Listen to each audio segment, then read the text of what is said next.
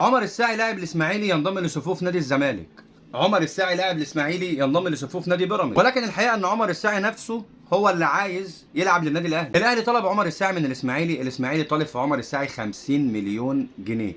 الاهلي طبعا قال لهم 50 مليون جنيه كتير، احنا هندفع 20 مليون جنيه وخد اعاره 3 لاعبين. يا سلام على الاداره، ايه دي الفقاقه ديت يالا انت وهو يالا. ما هو انت فعلا لو جبت 3 عيال من ناشئين ولعبوا معاك موسم واحد، انت هتبيع الثلاث لعيبه دول اصلا تقريبا ب 30 مليون جنيه، اقل لاعب فيهم هيبقى ب 10 مليون جنيه، وانت عارض 20. ما هي انا ايه اللي يخليني اديهم 3 لعيبه اعاره انت فاهمني، وفي نفس الوقت اديهم 20 مليون جنيه؟ انت عايز تطلع لعيبه اعاره من عندك عشان بعد كده تجيبها تسوقها؟ طب ما تطلعهم اعاره لفرق تانية وادفع ال 50 مليون جنيه. ده مليون دولار، مليون دولار في عمر الساعي. لاعب يستاهل، ولاعب اصلا يستاهل اكتر من كده. يعني احنا بنشوف الفلوس دلوقتي بيدفع فيها والمبالغ اللي بتدفع والارقام اللي بتطلب.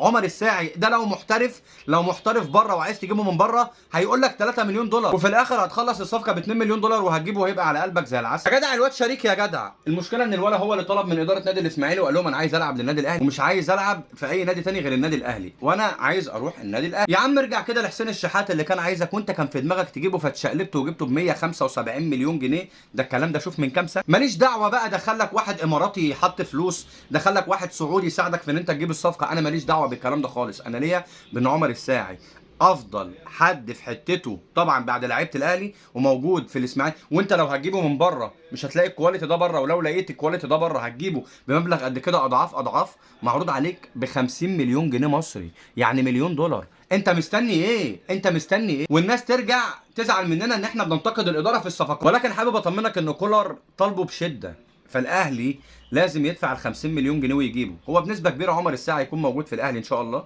ولكن انا مش عارف ليه اداره الاهلي بتتحنيك. انا مش فاهم والله العظيم، انا مش فاهم السبب ان اداره الاهلي بتتباطئ في الصفقات كده، يخش نادي تاني يخطف الصفقه زي الباشا ويمشي. ليه بتعملوا كده؟ ليه بتعملوا فينا كده يا جدعان؟ ده احنا داخلين على بطولات مفيش انديه في العالم داخلاها. اقسم بالله انت محتاج كل صفقه قويه تبقى موجوده معاك. لنا الله، تشكر ما انحرمش.